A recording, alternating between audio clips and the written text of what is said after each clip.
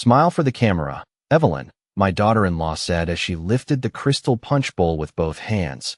Her red lipstick stretched into a grin that didn't reach her eyes. A second later, 2 liters of dark sangria poured down the front of my cream-colored dress, while 200 wedding guests stared in stunned silence. I didn't scream. I didn't cry. I simply looked at the red stain spreading across the silk and realized my humiliation had been planned long before I arrived at that ballroom. I'm Evelyn Harper, 69 years old, widowed for nearly 4 years, and until that evening, I still believed family embarrassment happened by accident. My granddaughter Sophia's wedding was being held at the Grand Windsor Hotel just outside Boston, one of those historic places with chandeliers the size of small cars and polished marble floors so reflective they made everyone look taller and more elegant than they really were. I had spent 3 months searching for the perfect dress. Sophia wanted everyone in soft, neutral colors for the ceremony, and after trying on nearly a dozen outfits, I finally chose a cream silk dress with delicate lace sleeves. My late husband Thomas used to tell me cream made my silver hair look graceful instead of old. Standing in front of my bedroom mirror that afternoon, fastening my pearl earrings with slightly trembling hands, I could almost hear his voice again. "You still look beautiful, Evie." For a moment, I smiled at my reflection like a foolish teenage girl instead of a grandmother nearing 70. I should have known something was wrong the moment I arrived at the hotel. Vanessa Brooks, my daughter-in-law, hugged me too tightly at the entrance. Vanessa was 37, perfectly polished, with smooth blonde hair that never seemed to move even outdoors. She smelled faintly of expensive perfume and artificial sweetness. "You made it," she said brightly, though her tone carried disappointment instead of warmth. "Of course I made it," I replied gently. I wouldn't miss Sophia's wedding for anything. Her smile twitched for half a second before returning to normal. "Well," she said, smoothing invisible wrinkles from her emerald green dress, "tonight should definitely be unforgettable." At the time, I assumed she meant the ceremony itself. Looking back now, I realized she was warning me. The ballroom looked like something from a movie. White roses lined the aisle. Gold candles flickered across every table. A string quartet played softly near the dance floor, while waiters carried trays of champagne through clusters of smiling guests. Everywhere I looked, people were laughing, hugging, taking photographs. I should have felt happy. Instead, I felt strangely out of place, like someone who had arrived at the wrong party by mistake. Daniel, my son, barely spoke to me after greeting me near the entrance. He kept drifting back toward Vanessa as though attached to her by invisible rope. I watched him laugh at things she whispered into his ear, and each time I approached, the conversation seemed to stop. Still, I told myself not to overthink it. Weddings were stressful. Families became distracted. I spent most of the cocktail hour seated beside Sophia's other grandmother, Patricia, who kindly complimented my dress twice. "Thomas would have been proud seeing Sophia tonight," she said warmly. The mention of my husband tightened something in my chest. Thomas Harper had built our family from nothing. 42 years of marriage. 42 years of birthdays, Christmas mornings, mortgage payments, scraped knees, graduations, funerals, and ordinary dinners around the same oak table. After he died from heart failure, I kept telling myself the family would stay together because that was what he would have wanted. But grief changes people. Or maybe it simply reveals who they already were. The ceremony itself was beautiful. Sophia looked radiant walking down the aisle on her father's arm, tears shining in her eyes beneath the ballroom lights. I cried quietly during the vows, dabbing carefully at my mascara with a folded napkin. For one brief hour, everything felt normal again. Then came the reception. Guests gathered around the dance floor while the DJ announced dinner service. Vanessa approached me carrying a massive crystal punch bowl filled with dark red sangria. "Careful," someone joked nearby. "That looks heavy." Vanessa laughed loudly enough for several guests to turn toward us. "Don't worry," she said. "I've got it." What happened next unfolded so quickly that at first my mind refused to process it. Vanessa stumbled directly beside my chair. The bowl tilted sharply. Cold liquid exploded across my chest, my lap, my sleeves. Deep red wine soaked through cream silk instantly, dripping onto the marble floor beneath me. Several guests gasped. One bridesmaid let out a startled laugh before quickly covering her mouth. Vanessa stood frozen for half a second, staring directly into my eyes. And that was when I saw it. She wasn't embarrassed. She wasn't shocked. She was thrilled. "Oh my God," she exclaimed dramatically a moment later. "Evelyn, I'm so sorry. It was just a little accident." Somewhere behind us, I heard the unmistakable sound of a phone camera recording. Vanessa pressed one manicured hand over her mouth to hide a smile that still escaped through her eyes. Around us, guests shifted awkwardly, unsure whether to comfort me or pretend nothing had happened. I slowly stood from my chair, sangria dripping from the hem of my dress onto my shoes. The stain spread across the cream fabric like spilled blood beneath candlelight. Daniel stared at me for a moment before sighing softly. "Mom," he muttered under his breath, "please don't make a scene." Those 7 words hurt more than the wine soaking through my clothes. I looked at my son, really looked at him, and realized he had already chosen his side long ago. Vanessa stepped closer, lowering her voice just enough for only me to hear. "At least now everyone's looking at you," she whispered sweetly. Then she smiled for the cameras. I walked toward the ballroom restroom without rushing, though every step left small drops of red wine across the polished marble floor behind me. No one tried to stop me. No one offered me a jacket or a towel. They simply watched with the uncomfortable politeness people use when they are relieved that someone else is being humiliated instead of them. Inside the restroom, the silence felt colder than the ballroom air. I locked myself inside the largest stall and stared down at my dress. The cream silk Thomas once loved was ruined. Dark stains spread unevenly across the fabric, soaking into the delicate lace sleeves I had spent almost $400 altering just 2 weeks earlier. I pressed a handful of paper towels against the stain, but it only smeared deeper, turning the cloth a muddy shade of crimson. For a long moment, I simply stood there breathing slowly, listening to distant laughter echoing faintly through the walls. Then I heard voices enter the restroom. Young women, bridesmaids. Their heels clicked sharply against the tile floor. "Did you get the video?" one whispered excitedly. Another girl laughed quietly. Vanessa said she almost dropped the bowl rehearsing it earlier. My hand froze against the sink. "No, the best part was Evelyn's face," someone else added.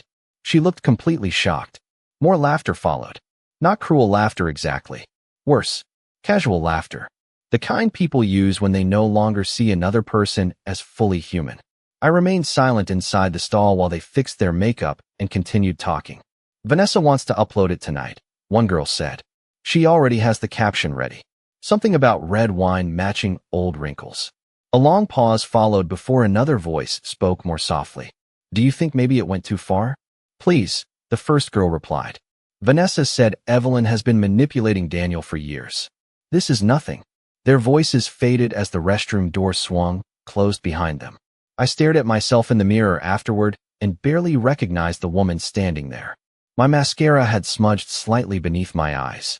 Tiny drops of sangria clung to my pearl necklace like dried blood. But what unsettled me most was not my appearance. It was the expression on my face. I did not look angry. I looked tired. Tired in a way that had nothing to do with age. The kind of exhaustion that comes from spending years pretending not to notice small acts of cruelty, because acknowledging them would destroy the illusion of family. I thought about the first Thanksgiving after Thomas died. Vanessa had changed the seating arrangement without telling me and placed me alone at the far end of the table beside the kitchen entrance while younger guests filled the center seats. When I quietly asked Daniel about it later, he smiled awkwardly and said, "Mom, do not overthink everything." Then there was Christmas 2 years ago when family photos were posted online without me in a single picture. Vanessa claimed I had stepped away too early. Daniel defended her then too. Every incident had been small enough to excuse, small enough to survive. But standing there in that restroom with wine drying stiff against my skin, I finally understood something that chilled me far more than humiliation ever could. None of those moments had been accidents. They had been rehearsals. Slow little tests to see how much disrespect I would quietly absorb before disappearing completely. I reached into my purse and removed the small velvet handkerchief Thomas once carried in his suit pocket. I had kept it with me ever since his funeral. Carefully, I wiped the corner of my necklace and straightened my shoulders in the mirror. Then I noticed something near the restroom doorway. A young catering assistant stood there nervously holding a stack of folded white towels against her chest. She could not have been older than 22. Her eyes moved toward my stained dress before quickly lowering again. "Mrs. Harper," she said softly. I think you should know something about tonight. The young woman stepped fully into the restroom, clutching the folded towels so tightly her knuckles turned pale beneath the fluorescent lights. Her name tag read Emily. She avoided looking directly at me at first, like someone approaching an injured animal that might still bite from fear. I am sorry about what happened, she said quietly. It was not an accident. I studied her reflection in the mirror while carefully blotting another stain from my sleeve. I already figured that out, I replied. Emily swallowed nervously before lowering her voice further. They planned it during rehearsal dinner setup yesterday. I heard Vanessa talking with the bridesmaids backstage. Something inside my chest hardened at those words, though my face remained calm. Plan what exactly? Emily glanced toward the restroom. Door before speaking. The whole thing. The wine. The recording. Everything. She hesitated briefly. Vanessa called it Operation Red Wedding. The phrase sounded childish and cruel at the same time, like something teenagers would invent during a sleepover without understanding the damage it could cause. Emily stepped closer and carefully placed the towels beside the sink. There is more, she whispered. One of the bridesmaids filmed them practicing with water last night near the catering station. For the first time since the wine hit my dress, I felt something sharper than humiliation. Clarity. Not rage. Not heartbreak. Clarity. The small humiliations from the last 4 years suddenly arranged themselves neatly inside my mind, like puzzle pieces finally clicking together. The missing Christmas photos. The family vacations I learned about afterward through social media posts. The birthday dinners where Vanessa introduced me to strangers as Daniel's mother instead of using my name. The comments disguised as concern. Maybe Evelyn should not travel alone at her age. Maybe retirement communities would make life easier for her. Maybe she gets confused sometimes. Tiny cuts. Tiny humiliations. Always delivered with a smile polished enough to survive public scrutiny. I remembered the afternoon Thomas died at St. Matthew's Hospital. Daniel cried in the hallway while I sat frozen beside the vending machines holding my husband's wedding band in my palm. Vanessa arrived nearly an hour later wearing perfect makeup and carrying expensive coffee for everyone except me. Before the funeral flowers had even wilted, she began discussing property taxes and estate paperwork. At the time, I blamed grief for making her seem cold. Looking back now, I realized something else entirely. Some people do not wait for tragedy to reveal opportunity. They prepare for it. Emily reached into the pocket of her catering apron and slowly pulled out her phone. I probably should not do this, she murmured. But my grandmother is about your age. She unlocked the screen and turned it toward me. A short video clip began playing silently. Vanessa stood near the ballroom stage laughing beside two bridesmaids while holding the same crystal punch bowl from earlier. No, she said in the recording. She needs to be sitting when it happens, or the stain will not spread correctly. The women laughed. Someone asked if Daniel knew about it. Vanessa rolled her eyes dramatically. He knows enough to stay out of my way. The clip ended after only 20 seconds, but that was all I needed. I stared at the frozen image of my daughter-in-law smiling brightly beneath the ballroom chandeliers, while casually discussing my humiliation like party decoration details. Emily lowered the phone carefully.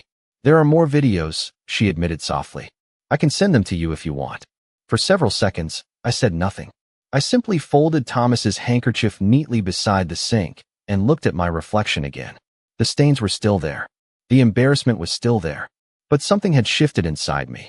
Vanessa believed silence meant weakness because she had never understood the difference between restraint and surrender. Finally, I turned toward Emily with the calmest voice I could manage. Yes, I said. I think you should send me everything. Emily sent the videos to my phone while I stood alone beneath the harsh restroom lights, trying to rinse wine from my hands. One by one, the clips arrived through text message. Tiny digital pieces of truth. Tiny pieces of humiliation carefully packaged as entertainment. In the first video, Vanessa practiced fake stumbling beside the catering tables while bridesmaids laughed around her.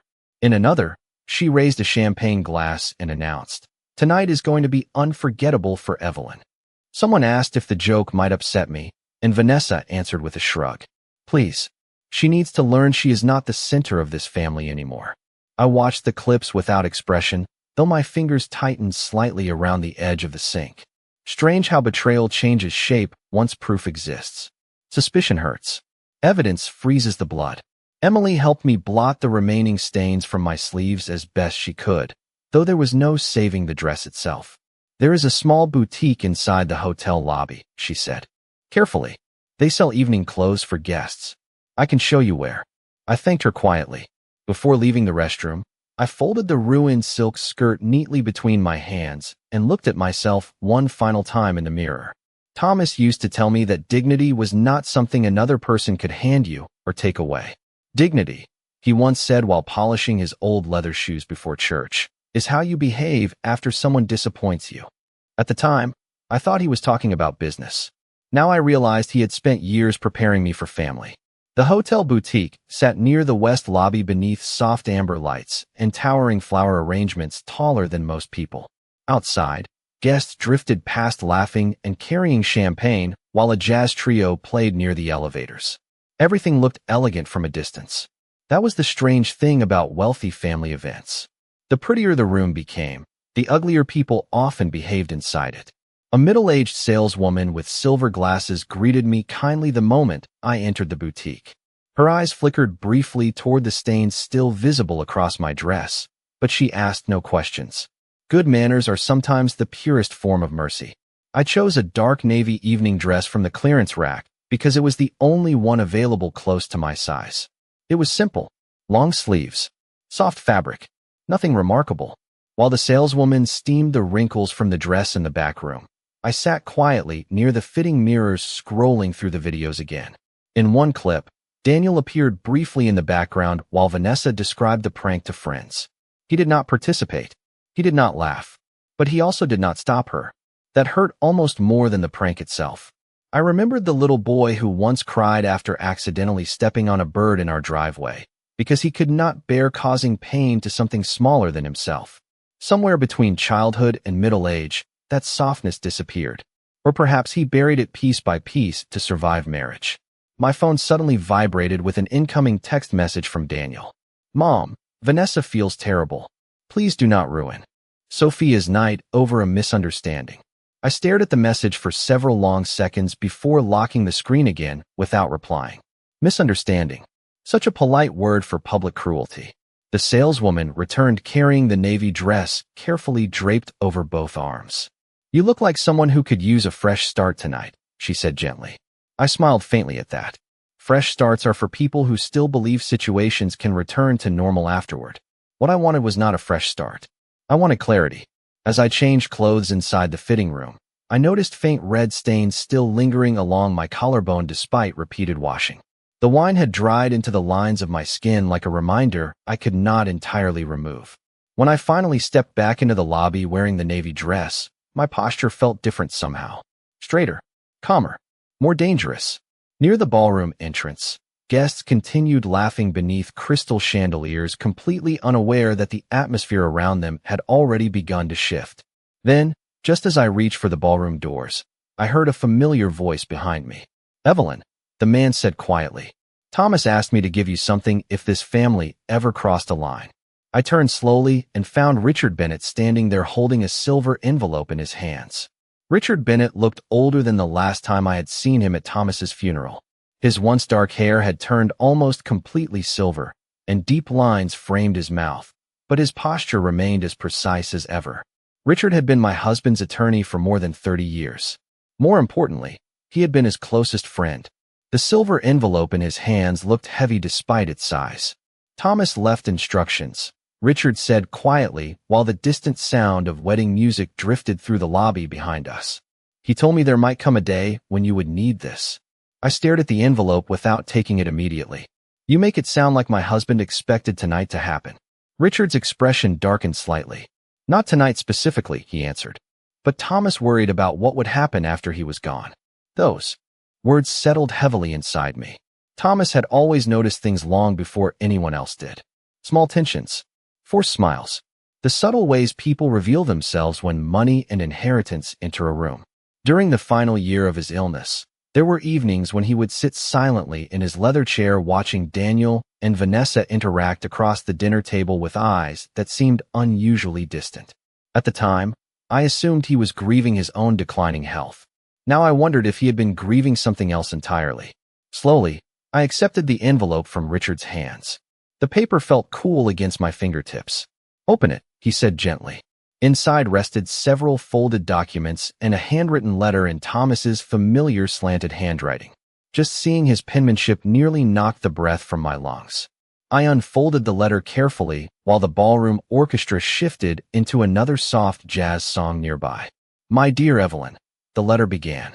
"If you are reading this, then someone in our family has finally shown you who they truly are." I swallowed hard and continued reading silently. Thomas wrote that during the final months of his illness, he updated portions of the Harper family trust without informing Daniel or Vanessa. Richard had helped him add a behavioral protection clause tied specifically to emotional abuse, coercion, or public humiliation directed toward me after his death. If evidence of such behavior existed, inheritance control would automatically transfer away from the offending parties and into a protected educational trust for Sophia and future grandchildren.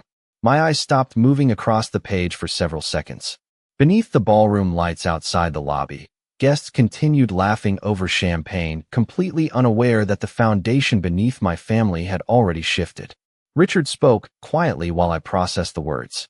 Thomas loved Daniel deeply, he said, but he was worried Daniel had become too dependent on Vanessa's approval. He hoped he was wrong. I folded the letter carefully back into the envelope. "He was not wrong," I replied softly. Richard nodded once, sadness settling into his expression. "The clause only activates if clear evidence exists," he continued. "Public evidence." Immediately, my thoughts returned to the videos on my phone. Vanessa rehearsing the prank. Vanessa mocking me. Vanessa planning humiliation for entertainment.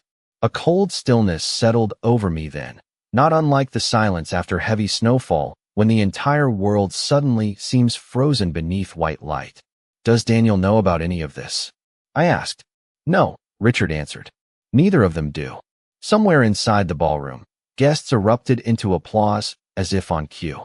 Perhaps the bride and groom had begun their first dance. Perhaps another toast had ended. The sound echoed faintly through the hotel corridors while I stood holding proof that Thomas had understood our family better than I ever had. Richard adjusted his cufflinks before lowering his voice further. "There is one more thing you should know," he said. "Thomas instructed me not to intervene unless you chose to fight for yourself first." I looked down at the silver envelope in my hands. The edges trembled slightly against my fingers, though my voice remained steady when I finally spoke. "And if I decide not to fight?" Richard studied me carefully for a long moment. "Then none of this changes," he said. "But Evelyn, after what they did tonight, I do not believe silence will protect your dignity anymore. It will only protect theirs." For several seconds, neither of us spoke.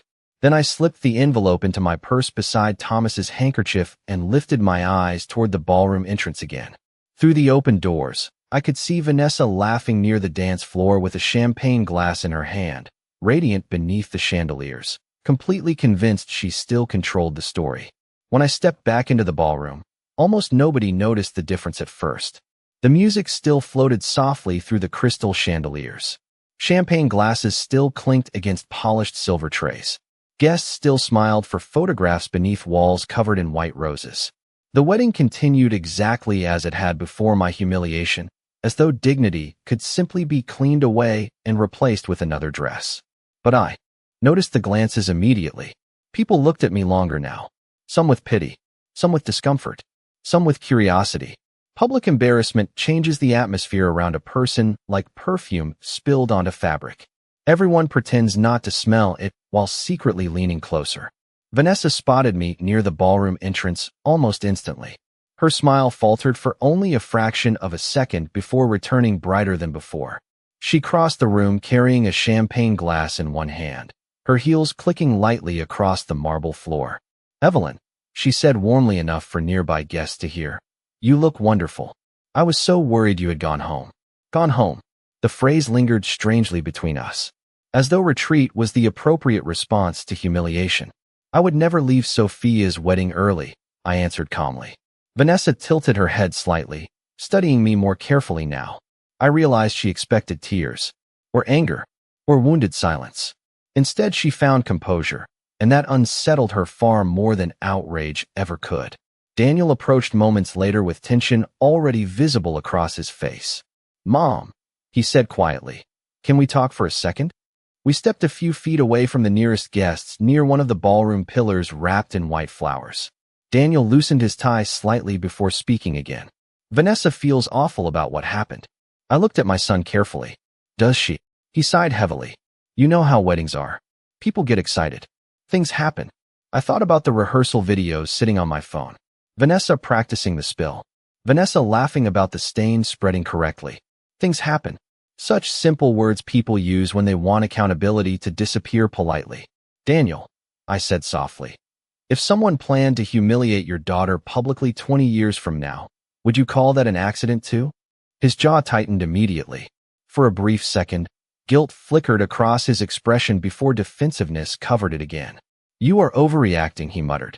Sophia deserves one peaceful night without family drama. Family drama. Another polished phrase designed to bury cruelty. Beneath social etiquette. I noticed then how tired my son looked. Not physically tired. Spiritually tired. Like a man who had spent years convincing himself that surrender and peace were the same thing. Before I could answer, Vanessa reappeared beside us holding 3 champagne flutes. There you both are, she said brightly. People are starting to notice the tension. She handed Daniel a glass before offering one to me. I did not take it. I was just telling your mother we should move forward and enjoy the evening. Vanessa continued sweetly. Life is too short for grudges. The irony almost made me smile. Vanessa believed kindness was performance. Something worn publicly like jewelry. But real kindness leaves evidence in private moments too. I wondered if she understood that tonight she had finally left evidence behind. Around us, dinner service had begun. Guests settled into their seats while soft golden light reflected off crystal centerpieces. At the far side of the ballroom, Sophia laughed during conversation with friends, completely unaware that her wedding had become the center of something much darker than embarrassment. Vanessa touched Daniel's arm lightly. I think your mother should say a toast later, she suggested casually. It would show everyone there are no hard feelings. There it was. Reputation management disguised as reconciliation. She wanted photographs, smiles, public forgiveness. She wanted the story cleaned before anyone questioned it too deeply. I studied her face for several long seconds while distant jazz music drifted through the ballroom air. Then, to her visible surprise, I smiled gently. Actually, I said calmly, I think a toast is an excellent idea. Vanessa relaxed immediately, convinced she had regained control of the evening. Daniel looked relieved enough to breathe easier. Neither of them noticed Richard Bennett watching quietly from across the ballroom near the stage. Neither of them noticed Emily speaking softly with one of the audiovisual technicians beside the projector booth. And neither of them understood that silence becomes dangerous the moment it stops protecting fear and starts protecting evidence instead. The ballroom lights dimmed slightly as dinner plates were cleared from the tables, and the wedding coordinator announced the evening slideshow. Guests turned their attention toward the massive projection screen hanging above the dance floor, while soft instrumental music drifted through the speakers. Around me, conversations quieted beneath the warm chandelier glow. Vanessa sat beside Daniel near the center table, elegant and relaxed, one hand resting lightly against her champagne glass. She looked victorious. That was the dangerous thing about cruel people. They often mistake temporary silence for permanent safety. I remained standing near the edge of the ballroom with my hands folded calmly in front of me. Richard Bennett stayed several feet behind me near the wall, watching quietly. Across the room, Emily stood beside the audiovisual booth pretending to organize event folders while the technician adjusted controls near the projector screen. Vanessa caught my eye from across the ballroom and smiled sweetly, as though we shared some private understanding now. Perhaps she believed I had accepted humiliation in exchange for family peace. Perhaps she thought age had made me weak. The screen flickered softly as the slideshow began. Childhood photographs of Sophia appeared one after another while guests smiled warmly at each image. Sophia riding a bicycle. Sophia graduating high school. Sophia dancing barefoot in the backyard with Thomas during a summer barbecue years ago. My throat tightened briefly seeing my husband alive again on that giant screen, laughing beneath sunlight with one arm around his granddaughter. For a moment, I almost reconsidered everything. Tonight belonged to Sophia. Not revenge. Not humiliation. Not exposure. Then the slideshow screen suddenly went black. A faint murmur spread through the ballroom. The technician looked down at the control panel as though confused. Vanessa straightened slightly in her chair. A second later, a new video appeared. Vanessa herself filled the screen laughing backstage beside the catering tables while bridesmaids crowded around her. No, no. Her recorded voice said through the ballroom speakers, she needs to stay seated when it happens, or the stain will not spread correctly. Silence swept across the room so quickly it almost sounded physical. Forks stopped moving. Champagne glasses froze halfway to lips. On screen, the bridesmaids laughed while Vanessa lifted the crystal punch bowl dramatically. Operation Red Wedding. One girl joked through the speakers. Another voice asked whether Daniel knew about the prank. Vanessa rolled her eyes at the camera. He knows enough to stay out of my way. Gasps rippled quietly through nearby tables. Daniel's face drained of color almost instantly. What is this? He muttered, half rising from his chair. But the videos continued. Vanessa mocking my age. Vanessa discussing social media captions. Vanessa laughing about how old women cry over everything anyway. Each sentence echoed through the ballroom beneath the chandeliers with horrifying clarity. Sophia stared at the screen in disbelief, one trembling hand covering her mouth. Several guests began exchanging deeply uncomfortable glances while others lowered their eyes entirely. Public cruelty always feels uglier once stripped of private justification. Vanessa stood abruptly from her chair. Turn this off, she snapped toward the audiovisual booth, her polished composure cracking for the first time all evening. But before anyone moved, another clip appeared. This time the recording showed the rehearsal setup from the night before. Vanessa carefully practicing fake stumbling while the bridesmaids laughed beside her. Perfect, she said proudly after spilling water across a chair. Tomorrow this goes viral. The ballroom fell completely silent after that. No music, no conversation, only the faint hum of the projector above everyone's heads. I looked around slowly at the guests surrounding us. Many of them were not shocked because cruelty existed. They were shocked because they had witnessed it openly and could no longer pretend not to see it. Vanessa turned toward me finally, panic replacing confidence in her expression. Evelyn, she said sharply, you are embarrassing the family. I held her gaze calmly across the ballroom while the final video frame remained frozen above us like evidence in a courtroom. No, I answered softly. I think the family managed that quite well on its own. Vanessa remained standing beside her chair staring at the frozen image on the projector screen while whispers spread quietly from table to table around the ballroom.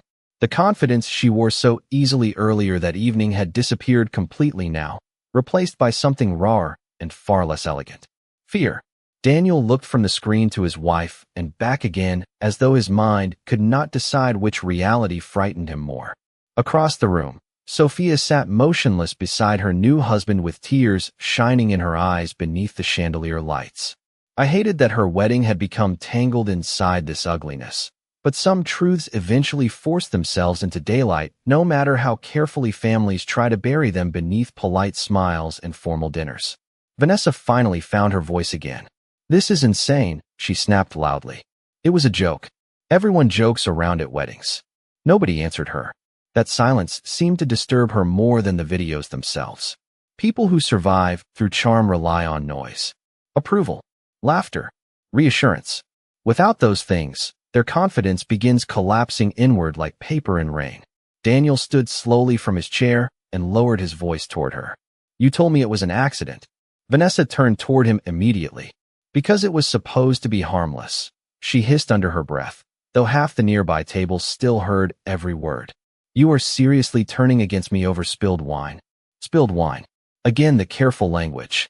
Again the attempt to reduce deliberate humiliation into harmless inconvenience. Richard Bennett stepped forward then from near the ballroom wall, his polished shoes echoing softly against the marble floor. Several older guests recognized him immediately and quieted further. Richard had spent decades handling legal affairs for some of the wealthiest families in Massachusetts. When he entered a room, people listened carefully even before he spoke. He stopped beside me calmly, holding a thin folder beneath one arm. I believe the issue extends beyond wine, he said evenly. Vanessa stared at him with visible confusion. Who are you? Richard Bennett, he answered. Attorney for the Harper Family Trust. Daniel's expression shifted instantly. Why are you here tonight? Richard glanced briefly toward me before speaking again. Because your father prepared for this possibility long ago. The ballroom grew so silent I could hear silverware lightly clinking against china several tables away. Vanessa folded her arms tightly across her chest. I do not know what kind of dramatic stunt this is supposed to be, she said sharply. But tonight is about Sophia. Exactly, I replied quietly. Every face turned toward me then. I stepped forward slowly beneath the ballroom lights, my navy dress dark against the white roses surrounding the stage. My voice remained calm because anger would only make this easier for them to dismiss. Tonight should have been about family, I continued. About love. About respect. Instead, it became entertainment built around humiliating an older woman publicly for social media attention. Vanessa rolled her eyes dramatically, but fewer people seemed convinced by her performance now. Richard opened the folder carefully and removed several documents. Under the revised Harper Family Trust, he announced clearly, any beneficiary found participating in documented emotional abuse or public humiliation directed toward Mrs. Evelyn Harper forfeits administrative control over trust assets effective immediately. A stunned silence swept through the ballroom. Daniel blinked several times as though he had misheard the sentence entirely. Vanessa laughed once, short and sharp. That is ridiculous. Richard remained perfectly composed. The evidence displayed tonight satisfies the activation clause your late father-in-law personally requested 4 years ago. Daniel's face turned pale beneath the ballroom lights. What does that mean? He asked quietly. Richard looked directly at him. It means the Harper estate, including investment properties and trust administration rights previously intended for you and your wife, will now transfer into protected educational trusts benefiting Sophia Harper and any future children. Vanessa's champagne glass slipped from her hand and shattered across the marble floor. Nobody moved to help her.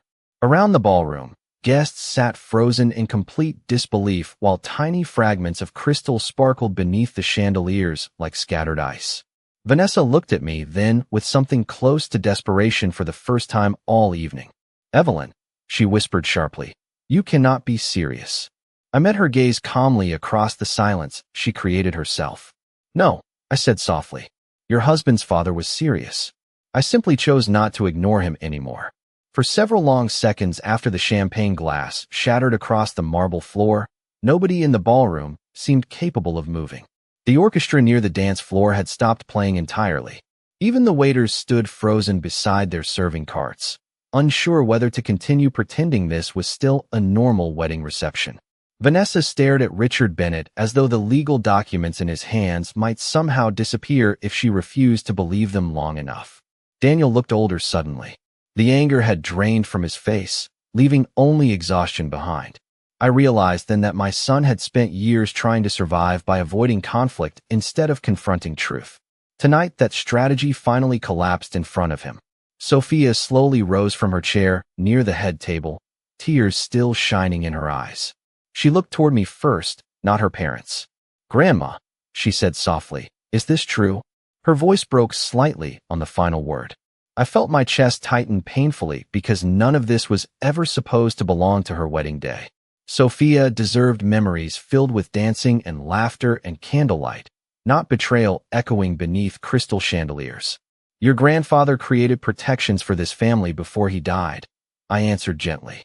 He hoped they would never become necessary. Vanessa stepped forward immediately, panic sharpening her voice. Sophia, do not listen to this. Your grandmother is manipulating everyone because she got embarrassed over a joke. But the room no longer belonged to Vanessa. That was the strange thing about exposure. Once people witness cruelty clearly, charm stops functioning the same way. Several guests lowered their eyes instead of supporting her. Others quietly turned away entirely. Daniel rubbed both hands across his face before speaking toward me in a strained voice. Mom, he said, why would Dad do something like this without telling me? The question hurt more than anger would have. Because buried inside it was the realization that his father had stopped trusting him long before he died. I looked at my son carefully beneath the soft ballroom lights. Your father loved you, I said quietly. But he worried that one day you would confuse loyalty with obedience. Daniel said nothing after that, perhaps because he knew exactly what I meant. Vanessa suddenly grabbed his arm tightly. Say something, she whispered harshly. This is insane. But Daniel slowly pulled his arm away from her grasp. Not dramatically, not cruelly, just quietly, like a man waking from a very long sleep.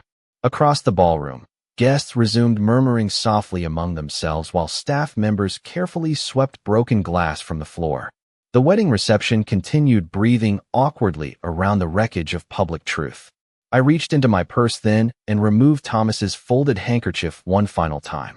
The fabric still carried the faint scent of cedar from his old dresser drawers at home.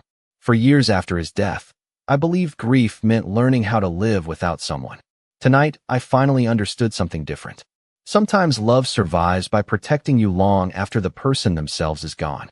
Sophia crossed the ballroom slowly and wrapped her arms around me without speaking.